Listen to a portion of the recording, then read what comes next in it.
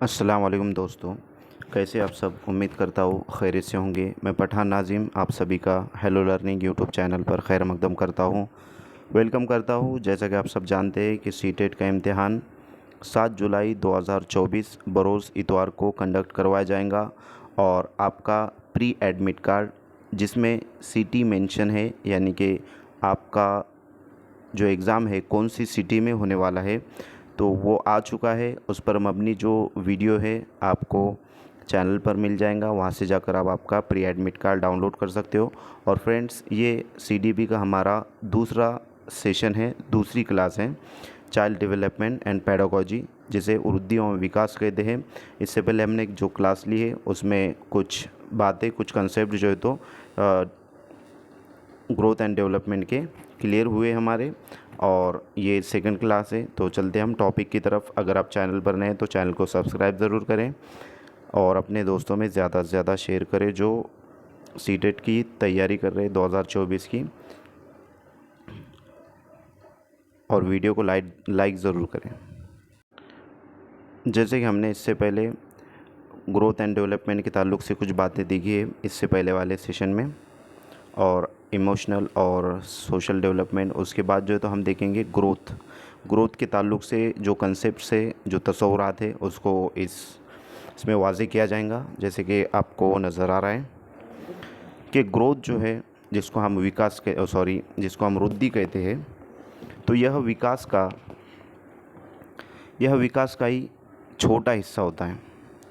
तो ग्रोथ जो होता है वो डेवलपमेंट का एक छोटा हिस्सा होता है, जो कि परिपक्वता, मैच्योरिटी भी विकास का ही हिस्सा अर्थात डोमेन है।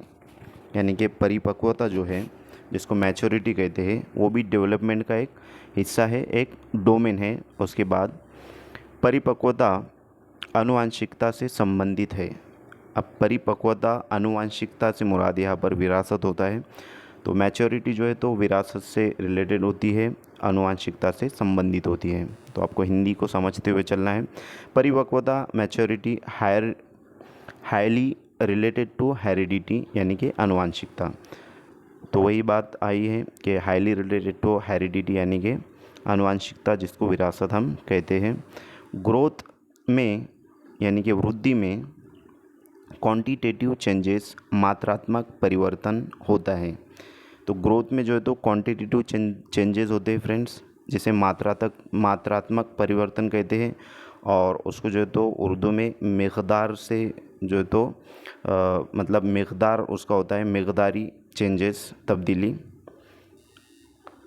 क्वांटिटेटिव स्ट्रक्चर चेंजेस, जैसे कि मोटा होना, पतला होना, लंबा होना, आकार में वृद्धि, छोटा होना आदि। यानी कि जिसमें जो है तो क्वांटिटेटिव, जिसको माप सकते हैं हम, उसको जो है तो क्वांटिटेटिव चेंजेस कहते हैं। कि क्वांटिटेटिव का अर्थ होता है जिसे हम गणना, मेज़र कर सकते हैं।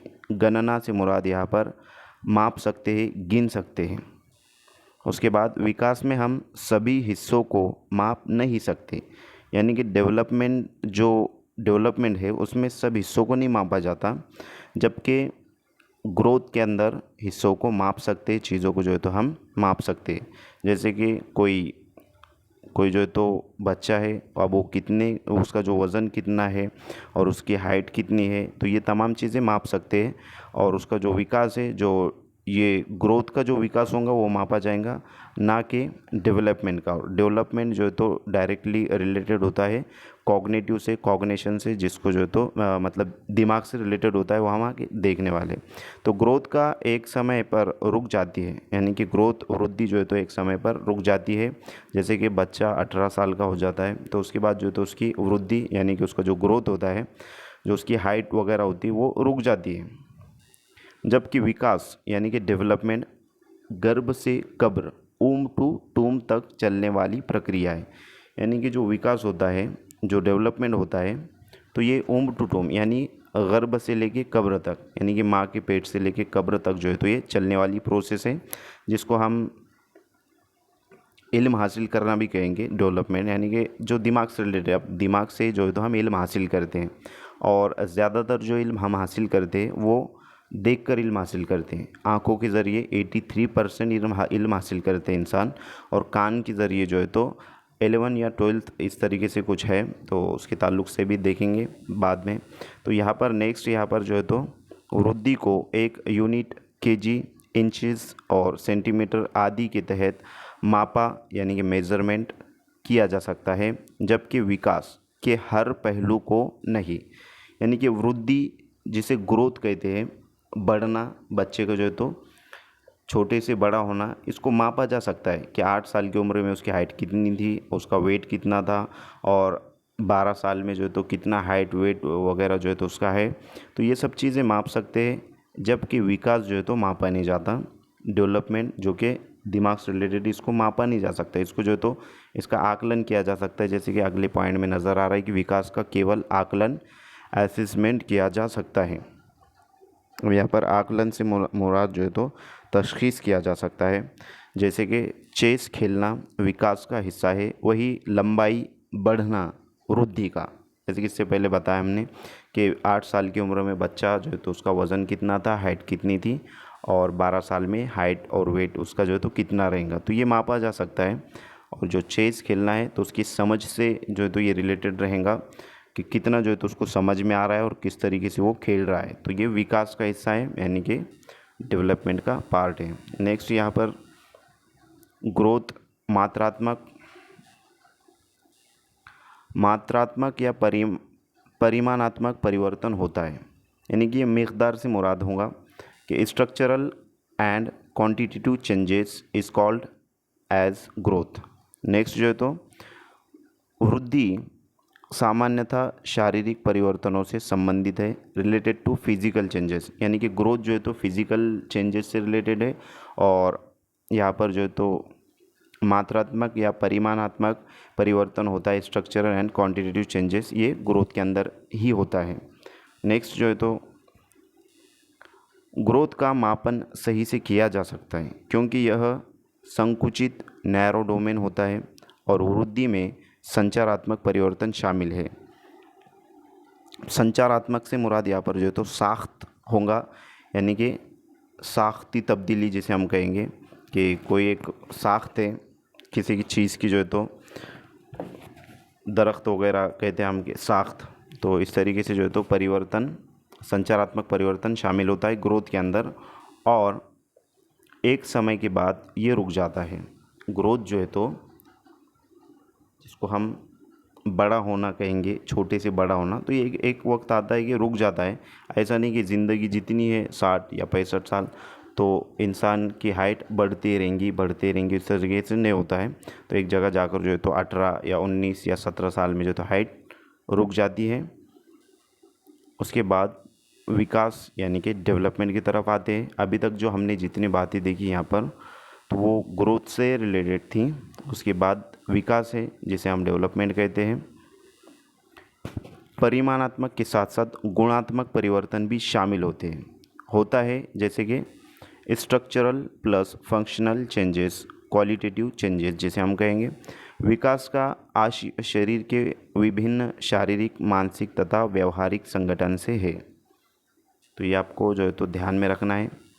नेक्स्ट जो है तो यहाँ पर विकास को मापना कठिन है, इसका अवलोकन करते हैं, क्योंकि विकास का रूप व्यापक ब्रॉड है। यानी विकास जो है तो ब्रॉड डोमेन में इसका शुमार होता है, बड़ा कंसेप्ट, बड़ा तस्वूर है, इस वास्ते जो है तो इसका मापना कठिन है, मुश्किल है। विकास में प्रक्रियात्मक फंक्शनल परिवर्तन शामिल है, और यह निरंतर चलता रहता है।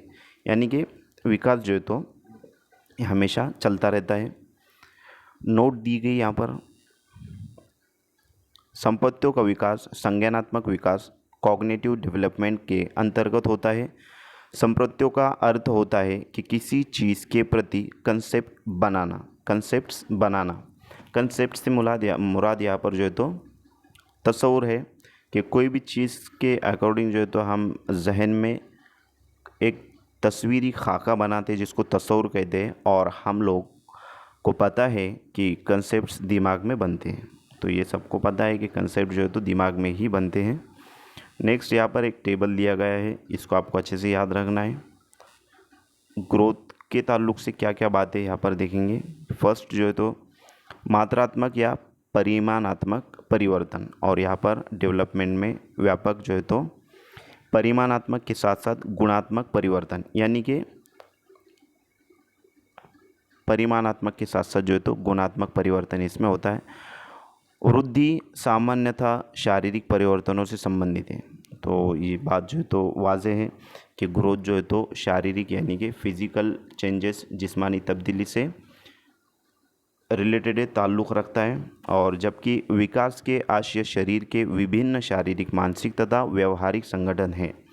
यानी कि डेवलपमेंट जो है तो शारीरिक के विभिन्न शारीरिक, मानसिक तथा व्यवहारिक संगठन है, इंटर रिलेटेड है तमाम चीज़ों के। नेक्स्ट यहाँ पर वृद्धि का मापन सही से किया जा सकता है, जो कि संकुचित है, माप सकते हैं हाइट, वेट, साइज, शेप वगैरह। और यहाँ पर जो है तो लेकिन विकास को मापना कठिन है, उसका अवलोकन करते हैं। ये व्यापक है, व्यापक से मुराद यहाँ पर ब्रॉड है, ब्रॉड डोमेन है डेवलपमेंट।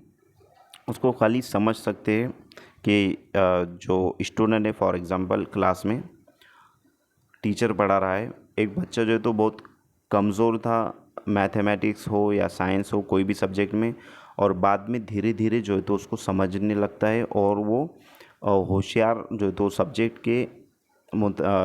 के अकॉर्डिंग जो तो होशियार होता है, मतलब उसको समझने में आसानी होती है। जैसे कि और एक मिसाल देना चाहूँगा यहाँ पर कि मैथमेटिक्स उसको समझ में नहीं आता था, और बाद में 1-2 महीने के बाद उसको अच्छे से समझ में आ रहा है। तो ये डेवलपमेंट हुआ है उसका, ये जो है तो तरक्की हुई है, उसको अच्छे से समझ में आ रहा है।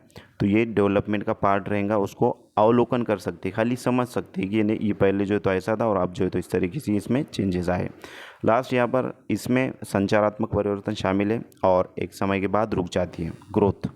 जबकि इसमें यानी कि डेवलपमेंट में प्रक्रियात्मक परिवर्तन शामिल है, और यह निरंतर चलता रहता है, यानी कि कब्र तक ये तो ये प्रोसेस चलती रहती है डेवलपमेंट की। नेक्स्ट यहाँ पर स्टेज ऑफ डेवलपमेंट दिया गया है।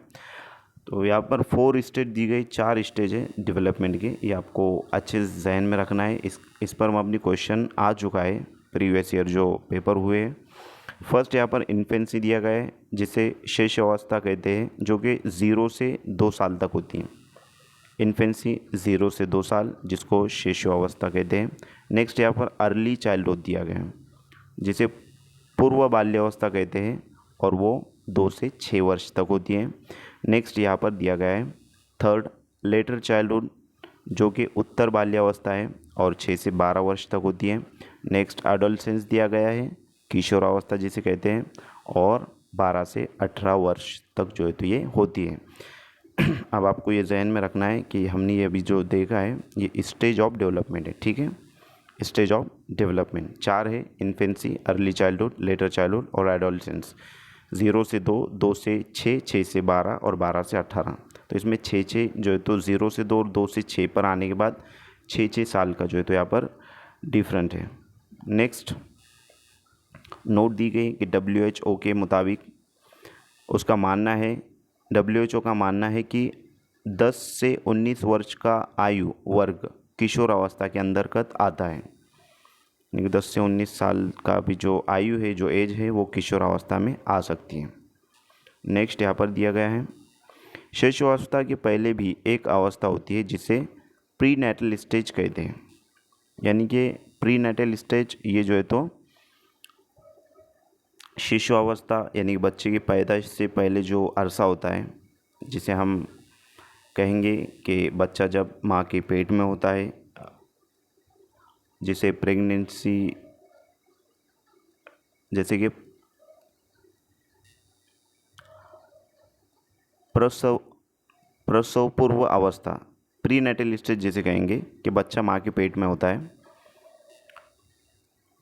इस अवस्था में बच्चा गर्भ यानी कि माँ के पेट में होता है, वही बात आई है। इसका समय अंतराल गर्भधान से जन्म अर्थात 9 महीने 10 दिन या फिर 280 दिन या फिर 40 सप्ताह यानी कि 40 हफ्ते तक का होता है। तो फ्रेंड्स ये चीज़ें समझने की, और इस पर मबनी क्वेश्चन आ चुका है, इसको इजी नहीं लेना है कोई भी बात को। आपको इस अवस्था का पूर्ण विकास गर्भवती माँ पर निर्भर करता है। तो ये जो नोट दी गई यहाँ पर, ये आपको ज़हन नशीन रखना है। नेक्स्ट यहाँ पर जो है तो शेष अवस्था यानी कि इन्फेंसी के अंदर बच्चा क्या क्या जो है तो चीज़ें इसकी होती है इसके अंदर, वो देखेंगे।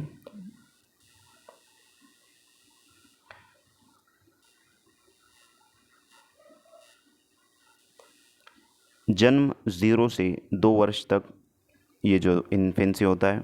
उसके बाद ज्ञानेंद्रियों सेंसेस से बच्चा सीखता है। मोटर एक्शन गति क्रिया करके सीखेगा, प्याजे का भी कहना है। अब प्याजे की थ्योरी भी हम इसमें देखने वाले। तो प्याजे का कहना है कि मोटर एक्शन करके जो है तो ये बच्चा सीखता है, सीखेगा। उसके बाद वाला जो पॉइंट दिया गया है कि सेंसिटिव पीरियड होता है, ख़तरा भरा होता है, बच्चों को जो है तो बहुत ही तवज्जो देना होती है, वालिदैन को, उसके फैमिली मेम्बर्स को।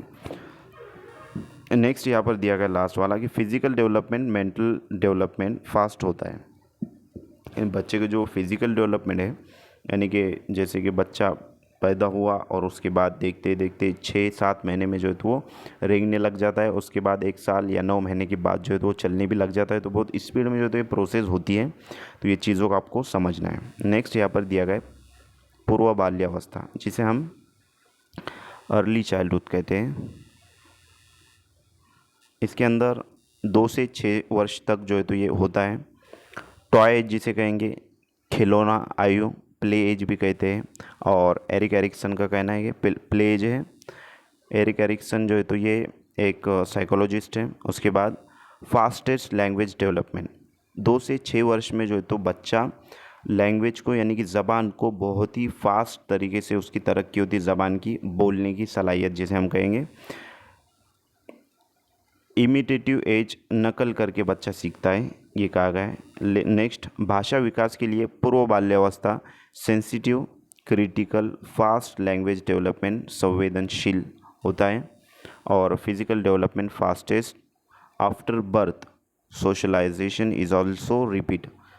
तो यहाँ पर फिजिकल डेवलपमेंट बच्चे का फास्ट होगा। नेक्स्ट जो है तो हम देखेंगे उत्तर बाल्यावस्था। तो ये चीज़ें जो है तो आपको समझना है, क्योंकि इस पर मबनी क्वेश्चन पूछे गए हैं और बहुत ही घुमा फिरा कर क्वेश्चन पूछता है। तो ये तमाम जो पॉइंट आपको नज़र आ रहे हैं उसको ज़हन नशीन रखना है, ताकि आपका अगर इस पर मबनी क्वेश्चन आता है तो गलत ना हो। उत्तर बाल्यावस्था से मुराद यहाँ पर जो है तो लेटर चाइल्डहुड है, जो कि 6 से 12 वर्ष तक होता है, जिसे टोली अवस्था कहते हैं, गैंग एज कहते हैं।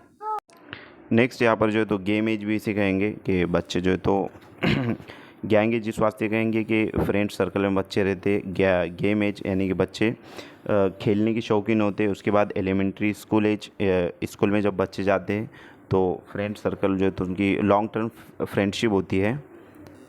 फर्स्ट सेकेंड स्टैंडर्ड में जो फ्रेंड बनते हैं उनके कि लॉन्ग टर्म फ्रेंडशिप है, जिसे हम कहेंगे। फिज़िकल डेवलपमेंट इसमें स्लो होता है, ये बात ज़हन नशीन रखना है। इसके पहले वाली जो अर्ली चाइल्डहुड, इसमें फिज़िकल डेवलपमेंट फास्ट होगा और लेटर चाइल्डहुड में जो है तो फिज़िकल डेवलपमेंट स्लो होगा, ये बात याद रखना है आपको।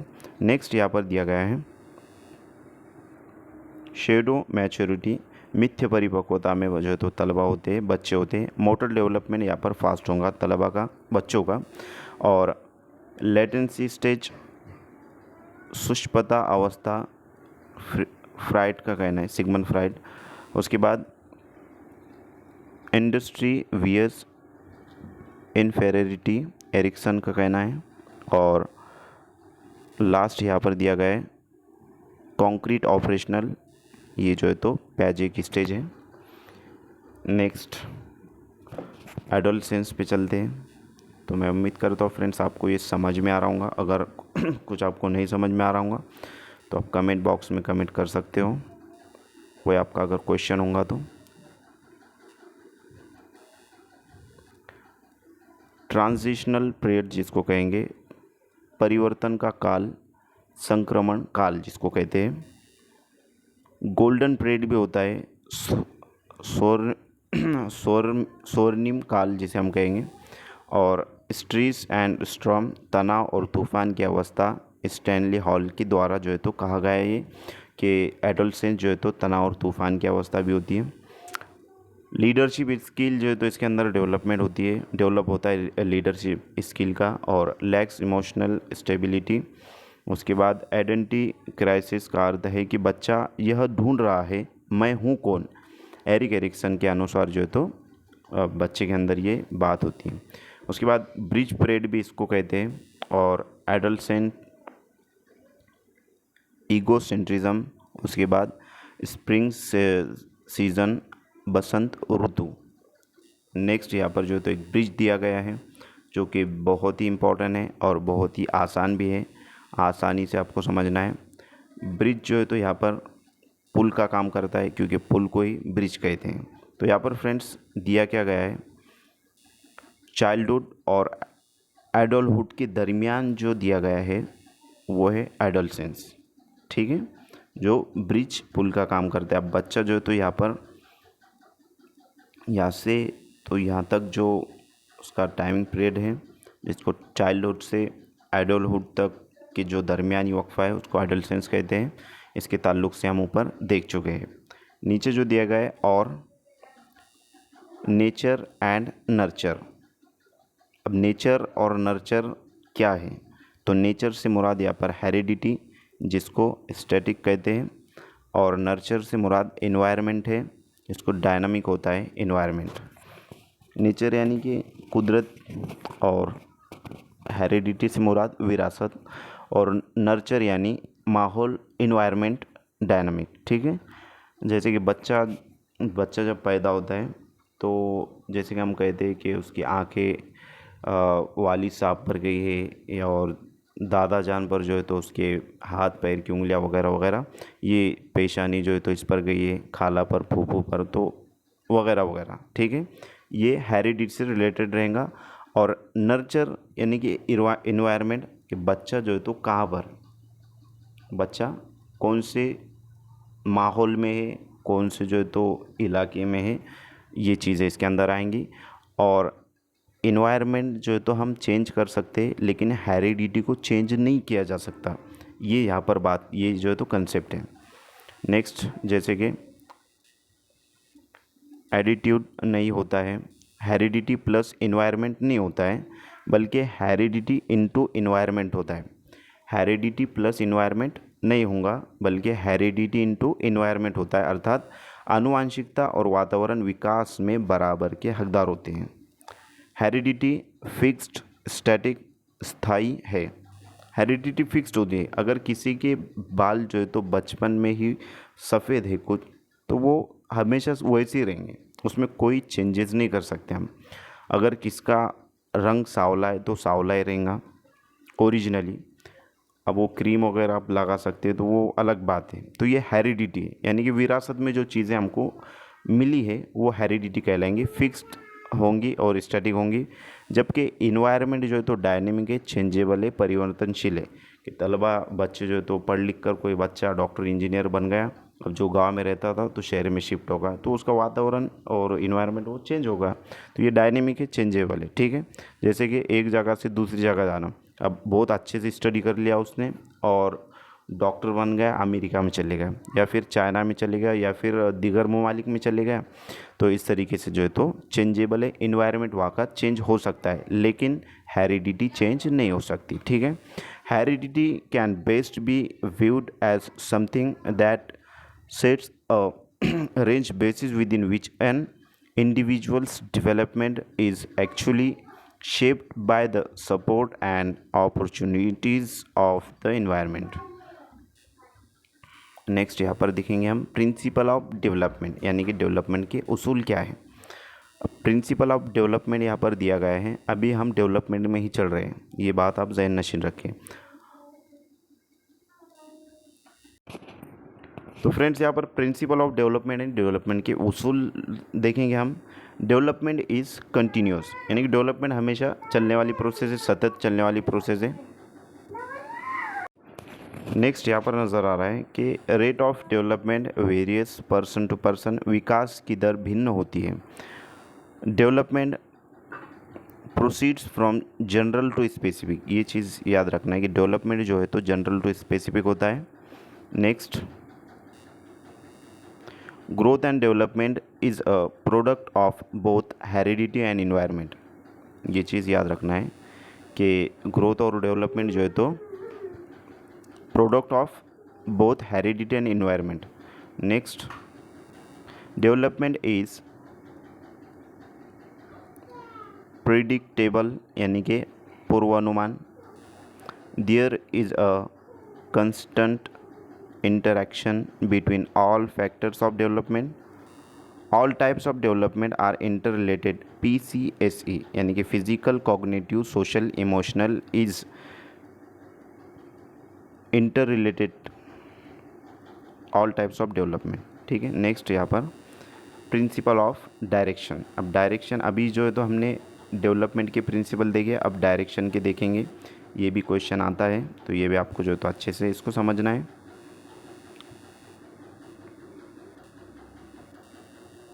प्रिंसिपल ऑफ डेवलपमेंट, डायरेक्शन की, प्रिंसिपल ऑफ डायरेक्शन। डायरेक्शन यानी क्या? दिशा, जिसको सिमत कहते हैं हम उर्दू के अंदर। एक होता है सेपेलोकॉडल, जिसे लॉन्गिट्यूडनल भी कहते हैं, और एक होता है प्रॉक्सिमो डिस्टल, जो कि नियर टू फार होता है, जिसे समीपस्थ दूरस्थ कहते हैं, और इसे जो है तो सिरोत्पदोन्मुखी कहते हैं, यानी कि हेड टू टो जो है तो ये जाता है। जो सेफेलोकॉडल होगा, ये शक्ल आपको ध्यान में रखना है, हेड टू टो होगा, ठीक है, सर से पैर की ओर सेफेलोकॉडल। और प्रॉक्सिमो डिस्टल जो है तो near to far centre to periphery, centre से पेरीफेरी, केंद्र से बाह्य की ओर, बाहर की ओर होगा, जिसे समीपस्थ दूरस्थ कहते हैं विकास। और सिरोत्पदोन्मुखी जो तो हेड टू टो होता है। अगर आप इसको इंग्लिश में याद रखते तो आसान रहेगा। ये हिंदी में बहुत ही फंसी हिंदी है, बहुत ही जो है तो यानी कि ऑप्शनल हिंदी है, तो वो समझने में दुश्वारी होती है। इस वास्ते अगर आप इसको इंग्लिश में याद रखते तो बआसानी जो है तो इस तरीके का अगर क्वेश्चन आता है तो आप राइट आंसर टिक करोगे। नेक्स्ट, कि जन्म के समय बच्चों का सिर शरीर का 1 यानी कि 1/4, जिसको 25% होता है। जन्म के समय बच्चे का सिर शरीर का 1/4 25% होता है। सर बड़ा होता है और हाथ पैर जो है तो छोटे होते हैं, और धीरे धीरे जैसे कि बच्चा बढ़ता है तो हाथ पैर और उसके अंदर जो है तो सेफेलोकॉडल, लॉन्गिट्यूडनल और प्रॉक्सिमो डिस्टल होता है, यानी कि सेंटर से पेरीफेरी और हेड टू टो जो है तो उसका डेवलपमेंट होता है, ग्रोथ होता है। तो इस तरीके से। नेक्स्ट है व्यक्तिगत विभिन्नताएं, इंडिविजुअल डिफरेंसेस। इस पर मबनी भी जो है तो क्वेश्चन पूछा जाता है। इंडिविजुअल डिफरेंसेस दुनिया की प्रत्येक प्रजातियों में पाई जाती है। कोई भी प्रजाति समान नहीं होती। उदाहरण के लिए 2 बंदर भी एक जैसे नहीं दिखते हैं, उनमें किसी न किसी स्तर पर विभिन्नताएं आवश्यक पाई जाती है। Individual differences variations are common within and across all space. Variations add color and beauty to nature. उसके बाद variability is a fact of nature and individuals are no exception to this. Note दी गई कि respect individual differences and don't laugh at others. They vary in terms of physical characteristics such as height, weight, strength, hair color, etc. Next, they may be intelligent or dull, dominant or submissive, creative or not so creative, outgoing or withdrawn. This list of variations can be endless.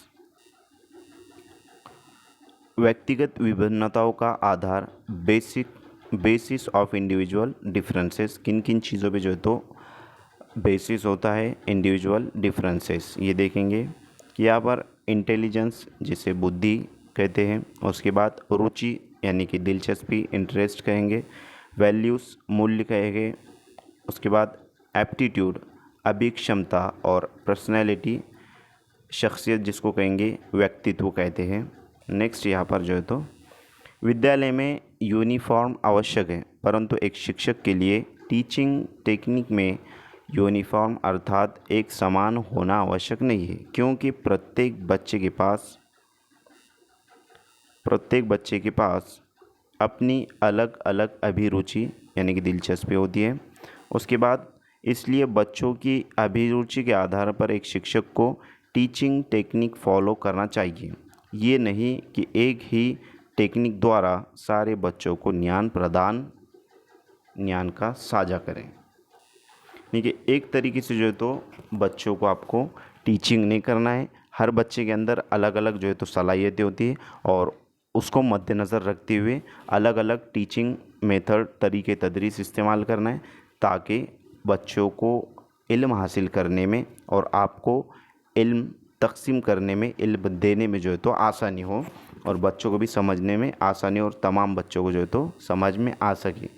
शिक्षक के लिए कौन कौन सी चीज़ें होती है शिक्षक के लिए, वो यहाँ पर हम देखेंगे, क्योंकि हम भी जो है तो इन फ्यूचर शिक्षक बनने वाले हैं और इस वास्ते जो तो हम CTET की स्टडी कर रहे हैं और इंशाल्लाह 7 जुलाई के जो एग्ज़ाम है वो क्वालिफाइड हो जाएंगे तो हमारे जो D.Ed और B.Ed की जो डिग्री है उसमें जान पड़ जाएंगी CTET के रिज़ल्ट के ज़रिए। ठीक है, तो यहाँ पर यूनिफॉर्म इंस्ट्रक्शंस, एक रुचि, एक रूप अनुदेशन और उसके बाद डिफरेंशिएटेड इंस्ट्रक्शन, विभेदी अनुदेशन।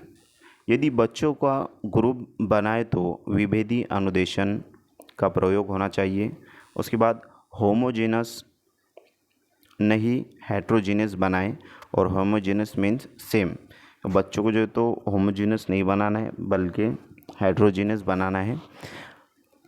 अतः सेम एबिलिटी वाले को एक ग्रुप में कट करे हुआ यहाँ पर यानी कि नहीं रखना चाहिए, अलग अलग ग्रुप में जो है तो उसको रखना चाहिए। इंडिविजुअल डिफरेंसेस से मुराद यहाँ पर है कि आनुवंशिक, जिसे इनहेरिटेड कहेंगे, और अर्जित, जिसे जो है तो एक्वायर्ड कहेंगे।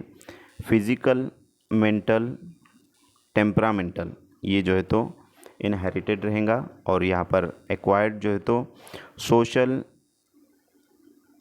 कल्चरल, एजुकेशनल और इमोशनल रहेगा एक्वायर्ड के अंदर। नेक्स्ट यहाँ पर मोटिवेशन दिखाया गया है। मोटिवेशन पर मबनी भी जो है तो क्वेश्चंस पूछे जाते हैं। तो यहाँ पर मोटिवेशन जिसे तहरीक कहते हैं कि motivation is a process that influences the direction, persistence and vigor of goal directed behavior। Motivation जिसे अभिप्रेरणा कहेंगे। इंटरनल, आंतरिक, और एक्सटर्नल, बाह्य यानी कि बाहर से। अब जो मोटिवेशन होता है एक तो अंदर से होता है या फिर बाहर से होता है, जैसे कि लॉक्स ऑफ कंट्रोल इंटरनल रहेगा और लॉक्स ऑफ कंट्रोल एक्सटर्नल रहेगा।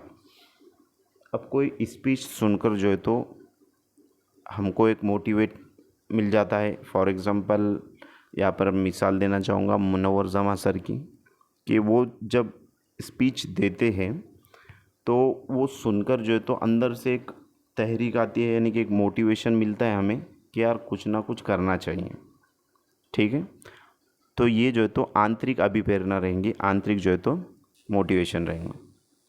और एक होता है बाह्य से, बाहर की ओर, जैसे कि स्टूडेंट्स को टीचर को, मतलब कोई स्टूडेंट है किसी चीज़ में जो है तो फर्स्ट आता है, जैसे कि खेल में हो, ड्राइंग में हो, या फिर कोई सब्जेक्ट के टेस्ट में हो, तो टीचर उसको इनाम देता है, तो ये बाह्य अभिप्रेरणा है।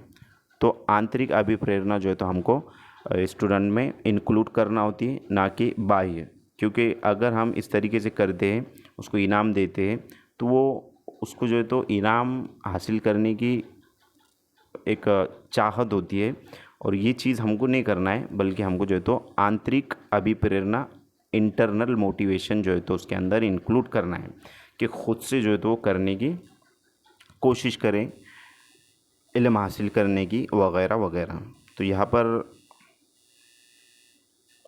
ये जो चीज़ है, जैसे कि हमने अभी मोटिवेशन देखा है, और उसके बाद इसको कंप्लीट करते हैं। मोटिवेशन को कि अंत आत्मा से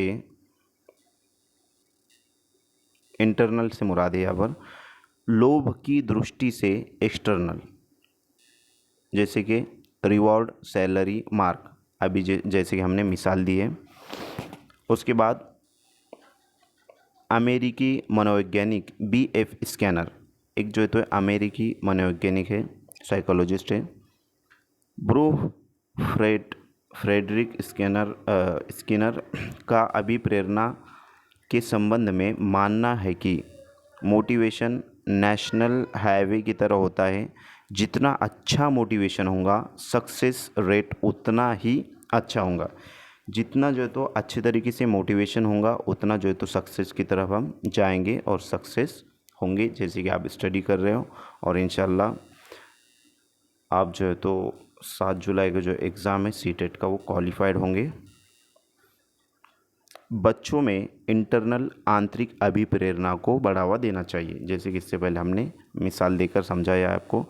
जैसे कि मुनव्वर जमा सर है तो वो आंतरिक अभिप्रेरणा यानी कि इंटरनल मोटिवेशनल है और उनका नाम भी जो है तो मोटिवेशनल स्पीकर से जाने जाते हैं वो, कि बच्चों में इंटरनल आंतरिक अभिप्रेरणा को बढ़ावा देना चाहिए। नेक्स्ट यहाँ पर अभिप्रेरणा का चक्र साइकिल ऑफ मोटिवेशन दिया गया है। इंशाल्लाह हम इसको कल देखेंगे, आज के लिए इतना काफ़ी है। तो हमने क्या क्या अभी तक जो है तो देख चुके हैं, हम वो देखेंगे। हमने जो है तो मोटिवेशन से मुताल्लिक मालूमात हासिल किए, उसके बाद इंडिविजुअल डिफरेंसेस देखा है, उसके बाद जो है तो व्यक्तिगत विभिन्नता यानी कि इंडिविजुअल डिफरेंसेस, उसके बाद principle of direction, principle of development देखे हैं, उसके बाद जो है तो ब्रिज देखा है चाइल्डहुड और एडल्टहुड के दरमियान का, हेरिडिटी और इन्वायरमेंट से मुताल्लिक जो है तो मालूमात हासिल किए, adolescence, letter childhood, early childhood और इन्फेंसी। उसके बाद इन्फेंसी से पहले एक स्टेज होती है जिसको प्री नेटल स्टेज कहते हैं, जो कि बच्चा जब माँ के पेट में होता है उसकी अवधि यानी कि उसके जो दिन वगैरह भी बताए गए यहाँ पर। तो ये नोट डाउन कर लेना चाहिए ये चीज़ को। इसकी जो PDF है वो टेलीग्राम चैनल पर दी गई है, आप वहाँ से जाके इस फ्री वाली नोट्स को जो कि हिमांशी सिंह के डाउनलोड कर सकते हो और अपनी स्टडी को बेहतर तौर पर करके आप 7 जुलाई वाला जो एग्ज़ाम है क्वालिफाइड हो सकते हो। स्टेज ऑफ डेवलपमेंट हमने देखा है और ग्रोथ और डेवलपमेंट के ताल्लुक से ये जो टेबल है ये देखे हैं। तो यहाँ से जो है तो हमने देखा था उसको, ग्रोथ एंड डेवलपमेंट। ठीक है, तो आज के लिए इतना काफ़ी है। Thank you for watching my video. Thank you very much Indeed for your cooperation and have a nice day.